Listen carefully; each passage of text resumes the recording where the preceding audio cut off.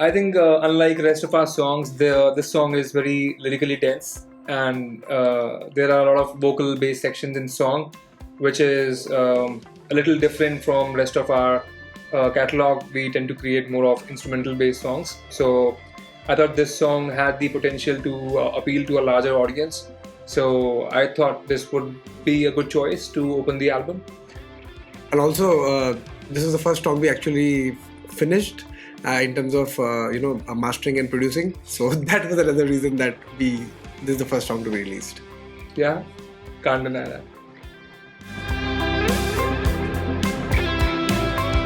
So we use a lot of VSTs, and the main sound source is from Omnisphere, and we do a lot of crafting, especially done by me and Shivam for the synthesizers, and we use a lot of pads to create more ambient sounds, and then for the synth we depend on Omnisphere, and even we use the Logic Pro's internal sounds, and we craft and mold according to the song, and yeah, that's how it goes. Yeah, I mean to add in apart from using the libraries as you mentioned by Omnisphere and even some companies like ANA and Logic Stock Sounds.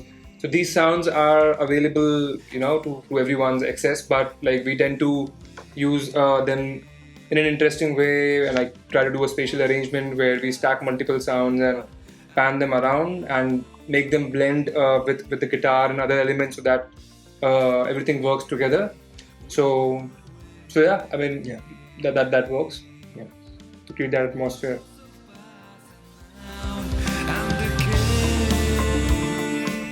So yeah, As I'm Drowning is based on a personal experience of my own, and I had a drowning experience some years back, uh, which was pretty interesting at the same time a little haunting for me, and that inspired me to write some lyrics. And at that time, I wasn't sure that this could potentially develop into a song, but there was a time when I came up with a very basic riff. It was just four notes, and I tried to do something interesting with it.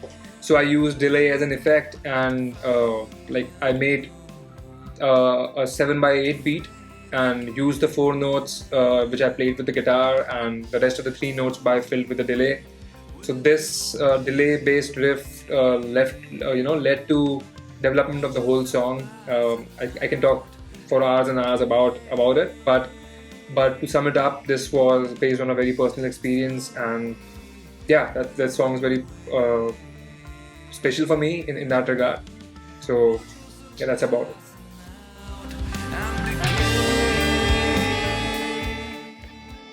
I think we've been really grateful for the way it's been turning out, and we've got some good exposure, and it's been taken really well by our friends and everyone in our circle.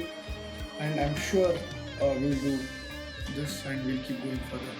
Also, like the best part I would say is that considering that we are a progressive rock band, so amongst the progressive rock community, people and friends, all of them have been like basically all the listeners have been able to associate with the song. We have got a good feedback from that community, especially, which really matters a lot to us.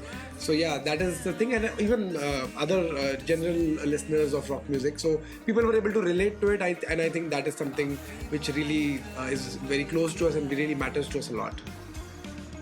I think when music resonates with the listener, that's an achievement. Absolutely. Yeah, especially when it's not confined by the genre boundary. Like most of our listeners are based from the prog rock family, and if somebody who's not into prog rock is able to appreciate the kind of music we write, that's even more special for us.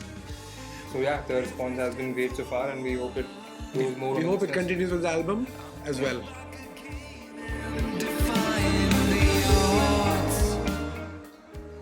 So definitely the songwriting process for this song was little different, and I would say this is the first time we tried this approach because, like I mentioned earlier, I was trying to develop the demo of the song and the basic draft idea which I could present to the band.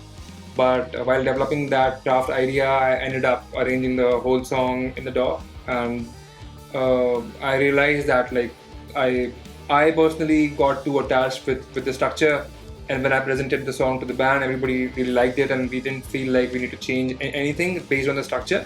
So we just like progressively we kept on replacing each stems. Like Yuvraj came in and replaced the bass lines, and like Mukesh replaced all the keyboard section that I have recorded. Like some of them was still left how it was, like which felt in like they were going along with the vibe of the song. And yeah, one key thing is that we record all of the parts and sections here in my studio, but some drums is something we cannot record here. And Varun and like myself are very passionate about recording acoustic drums. We do not like programmed drums or using samples for our recordings. So we go to a great facility in Bangalore. It's called Stained Glass Productions, and that's where the drums were recorded and was mixed here. So yeah, this whole process of reverse engineering the whole thing was pretty interesting and worked out really well. And especially like on the drums, like as Shiva mentioned, that from the live drums perspective, it's the biggest challenge from the infrastructure what we have, music infrastructure, studios what we have.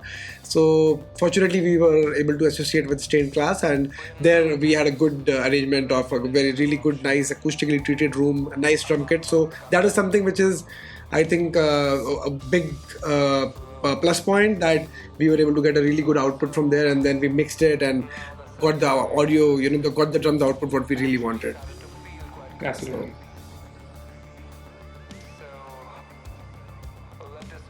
So basically, from the last couple of years, we've been experimenting with a lot of off-time, odd-time signatures, and from complexity perspective, we always like to play something which is complex but melodic at the same time. So in terms of the listener's perspective, it is something which is, they are able to understand. It doesn't become too mathematical for them that they need to they don't understand that what is going on. So that is something which we always keep in mind. So complexity with melody, that is the kind of even structures what the drum section which I compose. And when along with Mukesh, especially, that we work around with a lot of his sections to make it as melodic as possible.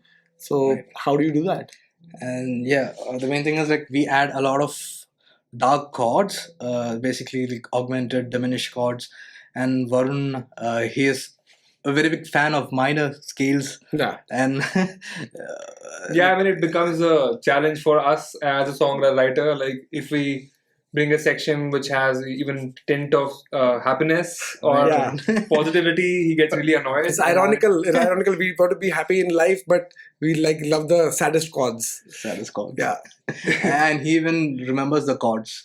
Like I get just confused with the chords. I won't be able to recall the chords, but this guy, he can recall the chords, being a drummer.